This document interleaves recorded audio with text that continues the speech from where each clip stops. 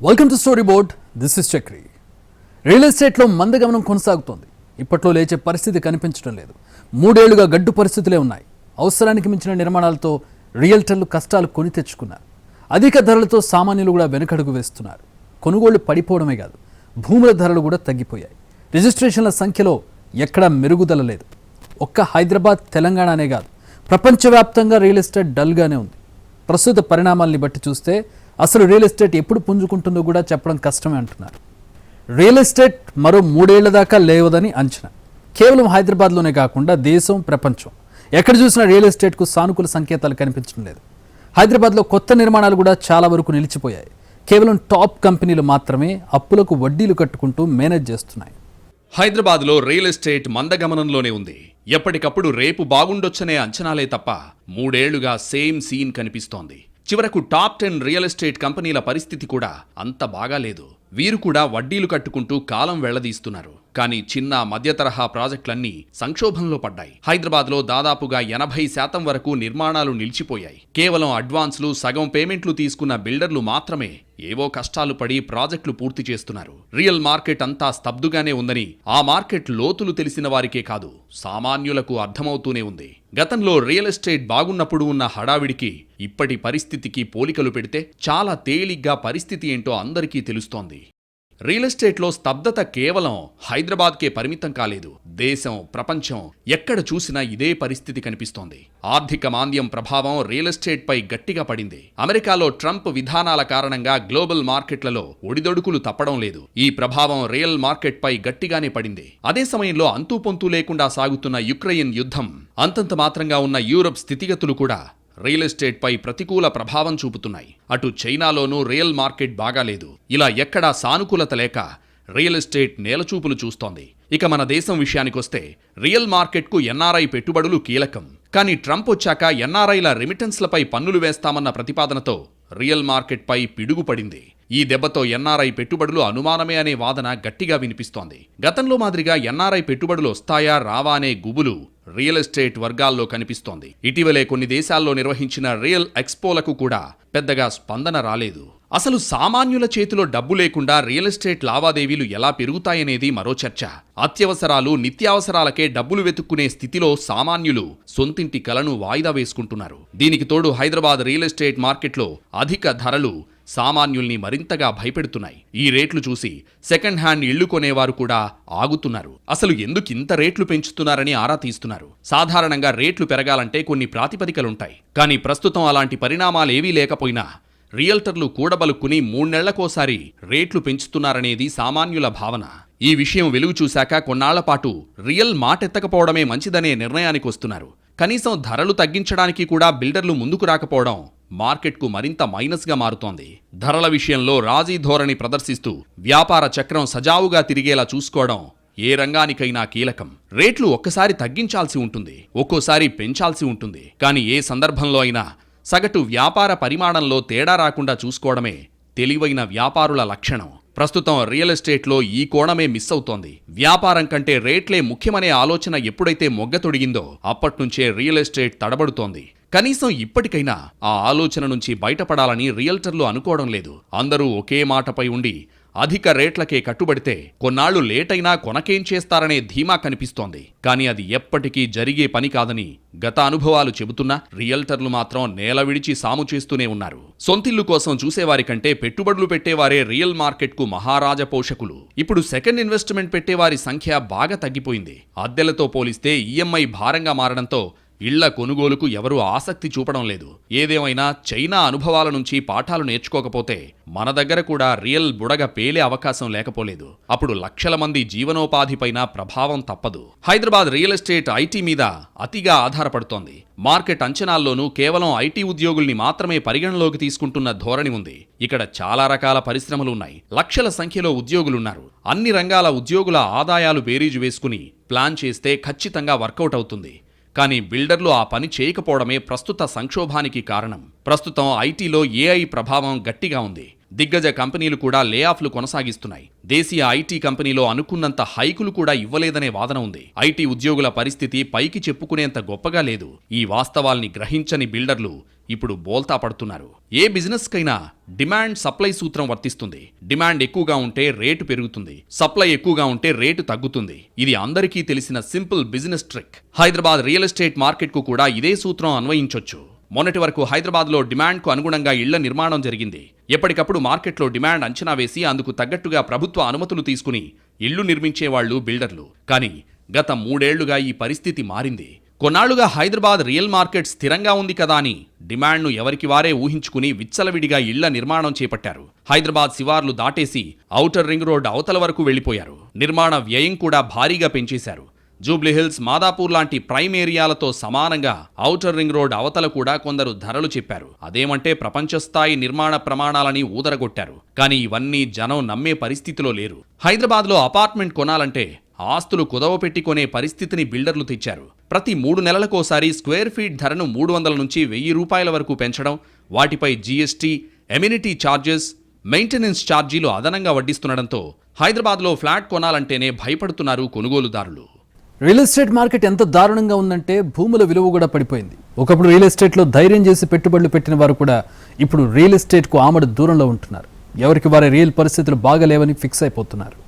Greater హైదరాబాద్లో అపార్ట్మెంట్ల అమ్మకాలు నత్తనడకన సాగుతున్నాయి. డిమాండ్ అండ్ సప్లై సూత్రాన్ని మరచిన బిల్డర్స్, డెవలపర్స్, వెంచర్ల ఓనర్లు అత్యాశ దెబ్బకు హైదరాబాద్ చుట్టూ అపార్ట్మెంట్లు ఇప్పుడు అమ్ముడుపోక ఖాళీగా పడున్నాయి. కొనుగోలుదారుల ప్రియారిటీలను పట్టించుకోకుండా తాము కట్టిందే స్వర్గమన్న ఆలోచనలతో నిర్మించిన అపార్ట్మెంట్లు ఇప్పుడు అమ్ముడుపోకపోవడంతో హైదరాబాద్లో రియల్టర్లు ఇప్పుడు దిక్కుతోచని స్థితిలో పడ్డారు. ఎక్కడైనా ఓ ప్రాజెక్టు ప్రారంభించాలంటే దాని లాభారిష్టాలు ఏంటన్న లెక్కలు వేయడం కామన్. కానీ హైదరాబాద్ రియల్ ఎస్టేట్ బిజినెస్ వ్యాపారులు ఈ అంచనాలు వేసి ప్రాజెక్టులు పూర్తి చేయడంలో మాత్రం అటర్ ఫ్లాప్ అయ్యారని చెప్పొచ్చు. కేవలం స్థలం దొరికితే చాలు అన్నట్టుగా కొత్త ప్రాజెక్టుల్ని ఆరంభించి భూమి పూజలు చేసి పిల్లర్లు లేపి అడ్వాన్సులు తీసుకోవడంతో సరిపెట్టారు కొంతమంది. ఇలా అదుపు తప్పిన వ్యాపార సూత్రాలే రియల్ ఎస్టేట్ మార్కెట్లో స్తబ్దతకు కారణమయ్యాయి. హైదరాబాద్లో మునుపెన్నడూ లేని విధంగా భారీ టవర్ల నిర్మాణం జరుగుతోంది. ఇంత భారీగా కడుతున్న టవర్లలో చాలా ఫ్లాట్లు అమ్ముడుపోవడం లేదనే విషయం వాస్తవం. ఈ విషయాన్ని బిల్డర్లు అనధికారిక సంభాషణల్లో అంగీకరిస్తున్నా పైకి చెప్పడానికి ముందుకు రావడం లేదు. ప్రజల జీవన ప్రమాణాలకు అనుగుణంగా పెరగాల్సిన రేట్లను ఇష్టారాజ్యంగా పెంచడం కారణంగా మధ్యతరగతి సొంతిల్లు కలగానే మిగిలిపోతోంది. సంపన్నులు కూడా గతంలో మాదిరిగా సెకండ్ ఇన్వెస్ట్మెంట్కు ముందుకు రావడం లేదు. ఆర్థిక మాంద్యం సామాన్యుల చేతులు కట్టేస్తోంది. భవిష్యత్తుపై బెంగ పెరిగిపోతోంది. దీంతో పెట్టుబడులకు ఎవరూ ధైర్యం చేయడం లేదు. ఓవైపు ఎవరి చేతిలోనూ చిల్లిగవ్వ ఉండడం లేదు. మరోవైపు కొందరి దగ్గర డబ్బున్నా ఇప్పుడు రియల్ ఎస్టేట్లో పెడితే రిస్క్ అనుకుంటున్నారు. దీంతో రియల్ మార్కెట్పై డబుల్ దెబ్బ పడుతోంది. రియల్ ఎస్టేట్లో మందగమనం ఇప్పటికిప్పుడు ప్రారంభం కాలేదు. 3 ఏళ్లుగా ఇదే పరిస్థితి ఉంది. ఈ సంకేతాలు కూడా ముందే కనిపించాయి. కానీ బిల్డర్లు మాత్రం ముందే జాగ్రత్త పడలేదు. పైగా సమస్యను గుర్తించడానికే చాలా సమయం తీసుకున్నారు. తీరా చేతులు కాలిపోయాక ఆకులు పట్టుకునే ప్రయత్నం చేస్తున్నారు. కానీ అప్పటికే రియల్ ఎస్టేట్ను సమస్యలు చుట్టుముట్టాయి. మొదట్లోనే మేలుకుని ఉంటే కొన్ని గట్టి ప్రయత్నాలతో గట్టెక్కే అవకాశం ఉండేది. కానీ భ్రాంతిలో బతికేస్తూ వాస్తవాలు పట్టించుకోనందుకు ఇప్పుడు రియల్టర్లు భారీ మూల్యం చెల్లించాల్సొస్తోంది. బిల్డర్లు అప్పుల్లో కూరుకుపోయారు. 3 రూపాయల వడ్డీలు కట్టలేక లబోదిబోమంటున్నారు. ఏ ఇద్దరు రియల్ ఎస్టేట్ వ్యాపారులు కలిసినా ఇప్పుడు పరస్పర సముదాయింపులే సరిపోతున్నాయి. కానీ ఇప్పటికైనా అందరూ కలిసి రేట్లు తగ్గించాలనే నిర్ణయం మాత్రం తీసుకోలేకపోతున్నారు. కనీసం చిన్న బిల్డర్లు కూడా సామాన్యులకు అందుబాటులో రేట్లు ఉంచకపోవడం మరింత నెగిటివ్గా మారుతోంది. గతంలో కాస్త డబ్బులు మిగిలితే ఎవరి స్తోమతకు తగ్గట్టుగా వారు ఫ్లాట్లు, స్థలాలు కొనుక్కునేవారు. కానీ బిల్డర్ల అత్యాశ కారణంగా ఇప్పుడు ఎవరూ రియల్ ఎస్టేట్ ఎంక్వైరీలకు కూడా రావడం లేదనే అభిప్రాయాలున్నాయి. ఈ సమస్యలన్నీ రియల్టర్లు చేజేతులా కొని తెచ్చుకున్నవే అనడంలో సందేహం లేదు. మొదట భూములు అందుబాటు ధరల్లో ఉంటే దానికి తగ్గట్టుగా ఫ్లాట్లు నిర్మించి అమ్మే అవకాశం ఉంటుంది. అందుబాటు ధరలు ఉంటే ఎక్కువ మంది కొనుగోళ్లకు మొగ్గు చూపుతారు.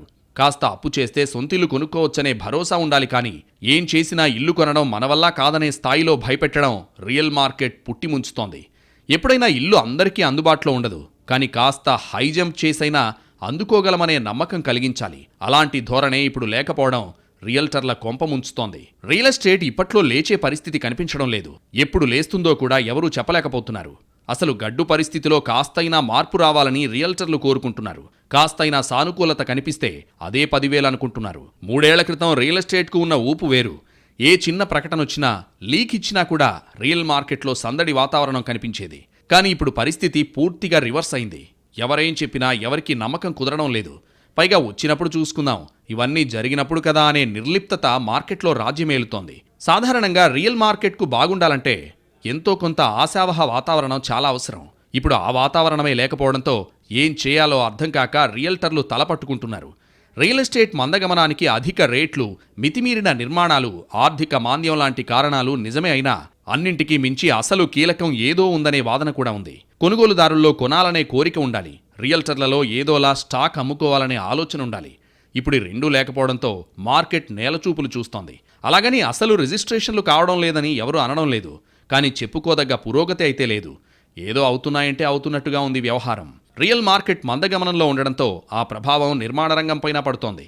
వ్యవసాయం తర్వాత ఎక్కువ మందికి ఉపాధి కల్పించే నిర్మాణ రంగంలోనూ మెల్లగా స్తబ్దత ఆవరిస్తోంది. ఈ పరిస్థితి మరికొన్నాళ్లు కొనసాగితే రోజువారీ కూలీల పరిస్థితి అధ్వానంగా మారుతోందనే ఆందోళన కూడా లేకపోలేదు. ప్రస్తుతానికి మార్కెట్లో డిమాండ్ లేదని తేలిపోయింది. ఆ డిమాండ్ పెంచడానికి ఏం చేయాలో రియల్టర్లకు తోచడం లేదు. ఎవరైనా సలహా చెప్పినా వినడానికి సిద్ధంగా లేరు. ఎవరూ మెట్టు దిగకుండా రియల్ చక్రం కదిలే పరిస్థితుల్లో లేవంటున్నారు నిపుణులు. మార్కెట్ వైపు నుంచి ఎవరూ చొరవ తీసుకోకుండా కొనుగోళ్ల సంగతి తర్వాత కనీసం ఎంక్వైరీలైనా పెరిగే ఆస్కారం లేదని తేల్చేస్తున్నారు. మరి రియల్టర్లు అసలు ఏమనుకుంటున్నారనేది తేలాల్సి ఉంది. నిండా మునిగాక చలేముందని కొందరు, మరికొన్నాళ్లు వేచి చూద్దామని మరికొందరు భావిస్తున్నట్టుగా ఊహాగానాలున్నాయి. కానీ ఈ స్థాయిలో మార్కెట్ మందగమనం ఏ వర్గానికి మంచిది కాదు అనడంలో రెండో మాటకు తావే లేదు. అయినా సరే పరిష్కారం ఎలాగనేది ఎవరికీ అంతుచిక్కడం లేదు. మార్కెట్ తనంతట తానుగా పుంజుకునే వరకు వేచి చూడడం మినహా మరో మార్గం లేదని కొందరు సీనియర్ బిల్డర్లు అభిప్రాయపడుతున్నారు. మొదటి నుంచి స్థిరాస్తి కొనుగోళ్లు మన సంప్రదాయంలో భాగం. స్థిరాస్తి ఉంటే అవసరానికి ఆదుకుంటుందనే భావన ఉంటుంది. ఆ ఉద్దేశంతోనే సామాన్యులు వీలైనప్పుడల్లా భూములు కొనుక్కుంటారు. కానీ అసలు ఓ మోస్తరు సంపాదన పరులు రియల్ మార్కెట్ ఊసెత్తడానికి కూడా భయపడేలా పెరిగిన రేట్లు, దాపురించిన పరిస్థితులు గడ్డు రోజుల్ని కళ్ళకు కడుతున్నాయి. కొనాలనే ఆసక్తి లేని వారితో కూడా కొనిపించడం రియల్ ఎస్టేట్లో ప్రాథమిక మార్కెట్ సూత్రం. కానీ ఇప్పుడు ఆ పరిస్థితి లేదు. అవసరానికి ఇల్లు కొందామని ఎంక్వైరీకి వచ్చిన వారు కూడా బిల్డర్ల మాటలు చూసి భయపడి వెనక్కిపోతున్నారు. గుమ్మం ముందుకొచ్చిన లక్ష్మిని చేజేతులా కాలదన్నుకుంటే ఎవరేం చేస్తారనే సెటైర్లు పడుతున్నాయి. మార్కెట్ ఎలాగున్నా అవసరానికి ఇల్లు కొనేవారుంటారు. ఇప్పుడు అలాంటి కొన్ని లావాదేవీలు జరుగుతూనే ఉన్నాయి. కానీ ఆ లావాదేవీల సంఖ్యలోనూ పెరుగుదల నమోదు కాకుండా బిల్డర్లు అన్ని జాగ్రత్తలు తీసుకుంటున్నారు. కొంతమంది చూపించే మోడల్ ఫ్లాట్కు, హ్యాండ్ ఓవర్ చేసే రియల్ ఫ్లాట్కు చాలా తేడా ఉంటుంది. కొందరు కొనుగోలుదారులు బిల్డర్లపై వినియోగదారుల ఫోరాల్లో ఫైట్ చేసి అలసిపోతున్నారు. ఇలాంటి కేసులు పెరుగుతూ ఉండడంతో పెట్టుబడి పెట్టి మరీ తలనొప్పి కొని తెచ్చుకోవడం ఎందుకనే ధోరణి పెరిగిపోతోంది. స్థానిక, జాతీయ, అంతర్జాతీయ ఆర్థిక పరిణామాలు ఏవో ఒకటి కలిసొస్తే ఇప్పటికీ రియల్ ఎస్టేట్ పుంజుకుంటుంది. కానీ అలాంటి సంకేతాలు ఎక్కడా కనిపించకపోవడమే అసలు సమస్య. ఏ స్థాయిలో చూసినా ఏదో ఒక సమస్య కనిపిస్తోంది. దీంతో మంచి రోజులొస్తాయని ఎదురుచూడడమే పనిగా మారుతోంది. బయట పరిస్థితులు ఎలా ఉన్నా కనీసం అంతర్గతంగా రియల్ ఎస్టేట్ పరిస్థితులు చక్కబడ్డా కొంత డిమాండ్ వస్తుంది. ఇది పరిశ్రమ చేతుల్లో పని. అయినా సరే రియల్టర్లు ఎందుకో ఆ దిశగానూ ప్రయత్నాలు చేయడం లేదు.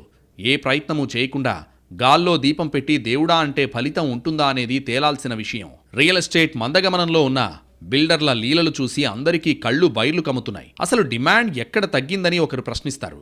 మిగతా వారి సంగతేమో మా వ్యాపారం బాగానే ఉందని అంటారు మరొకరు. నిజంగా పరిస్థితి బాగాలేదని ఒప్పుకునేవారి సంఖ్యను వేళ్ల మీద లెక్కబెట్టొచ్చు. ఆ బాపతో రియల్టర్లు కూడా అంతర్గత సమావేశాల్లో తప్ప బహిరంగంగా నోరు విప్పరు. సమస్యను ధైర్యంగా చెప్పే ప్రయత్నం కూడా చేయకుండా ఇక పరిష్కారం ఎలా దొరుకుతుందో ఎవరికీ అర్థం కావడం లేదు. మొదట రియల్ మార్కెట్లో అంతర్గతంగా ఉన్న సమస్యలు పరిష్కరించుకోవాలి. ఆ తర్వాత బయట పరిస్థితులు చక్కబడ్డం గురించి ఆలోచించొచ్చు. అధిక రేట్లు తగ్గించడానికి ఉన్న సమస్య ఏంటో రియల్టర్లే చెప్పాలి. అనవసరంగా వడ్డీలు కట్టుకుంటూ ఎన్నాళ్లు ఆర్థిక భారం మోస్తారనేది చూడాల్సిన అంశం. ఏదో రకంగా కష్టాలను తీర్చుకునే వెసులుబాటు ఉన్నప్పుడే కళ్ళు తెరవాలి. అప్పుడే పరిస్థితులు చక్కబడతాయి. లేకపోతే మాత్రం సేమ్ సీన్ కంటిన్యూ అవుతుందనడంలో సందేహం లేదు. ఓ ప్రాజెక్టు మీద కొంత పెట్టుబడి పెట్టాక దాన్ని రాబట్టుకోవడానికి కేవలం ప్లాన్ ఏ ఉంటే సరిపోదు, ప్లాన్ బి కూడా ఉండాల్సిందే. కానీ మెజారిటీ రియల్టర్ల దగ్గర మాత్రం ప్లాన్ ఏ కూడా ఉండడం లేదు. తాను పట్టిన కుందేటికి మూడే కాళ్లన్నట్టుగా వ్యవహరిస్తున్నారు. కొనుగోలుదారులతో పంతాలకు పోయి ఏం సాధిస్తారో కూడా తెలియడం లేదు. చాలామంది మోడల్ ఫ్లాట్ను బాగా ముస్తాబు చేస్తే చాలు, చెప్పినంత రేటుకు కొనేస్తారనే భ్రాంతిలో ఉన్నారు. కానీ కొనుగోలుదారులకు రియల్ సీక్రెట్ తెలిసిపోయిందని గుర్తించడం లేదు. పొంతనలేని ధరలు చెప్పినప్పుడే రియల్టర్లపై ఉన్న కాస్త నమ్మకం కూడా చచ్చిపోయింది. ఇదే పరిస్థితి కొనసాగితే నిజాలు చెప్పినా ఎవరూ నమ్మరేమోననే గుబులు రియల్ వర్గాల్లో కనిపిస్తోంది. కేవలం 50 లక్షల రూపాయలకు పైబడిన ఫ్లాట్లు మాత్రమే నిర్మించడం కామన్ అయిపోయింది. అదేమంటే అంతకంటే తక్కువ రేటు తమకే గిట్టడం లేదంటున్నారు రియల్టర్లు. దీంతో ఓ వర్గం ముందుగానే రియల్ ఎస్టేట్కు దూరం అయిపోతోంది. 50 లక్షల లోపు ఇల్లు కావాలనుకునేవారు ఆ సంగతి మర్చిపోవాల్సిందే అన్నట్టుంది రియల్ వర్గాల తీరు. సిటీ సెంటర్లో కాదు, కనీసం ఔటర్ రింగ్ రోడ్ అవతల కూడా రేట్లు తగ్గించకపోవడం పుట్టిముంచుతోంది. పైగా ప్రైమ్ ఏరియాల దగ్గర నుంచి శివారు ప్రాంతం వరకు దాదాపుగా ఒకే రేటు చెప్పడం కూడా అనుమానాలకు తావిస్తోంది. ఏదో గోల్మాల్ చేస్తున్నారని తేలిగ్గా అర్థమవుతోంది. రియల్ ఎస్టేట్లో ఈ పెడపోకడలే కొనుగోలుదారుల్ని దూరం చేస్తున్నాయి. రియల్ ఎస్టేట్లో మళ్లీ ఆరోగ్యకరమైన ధోరణులు వస్తేనే మార్కెట్ లేచే అవకాశం ఉంటుంది. కాదంటే రియల్టర్ల వ్యవహార శైలిలో అయినా మార్పు రావాలి. ఇప్పటికిప్పుడు ఆర్థిక మాంద్యం పోయే సూచనలు లేవు కాబట్టి రియల్టర్లే ఓ మెట్టు దిగి రాజీ ధోరణితో అమ్మకాలకు సిద్ధపడాలి. అలా చేస్తే కాస్త నష్టాలతో బయటపడే అవకాశం ఉంటుంది. కాదు కూడదంటే వడ్డీలకు చక్రవడ్డీలు పెరిగిపోయి నష్టాలు భారీగా పెరిగిపోయి మొత్తంగా కుప్పకూలే పరిస్థితి వస్తుంది. ఇప్పటికైతే రియల్ ఎస్టేట్ది మందగమనమే. ఎప్పుడు లేస్తుందనేది సమాధానం లేని ప్రశ్నే.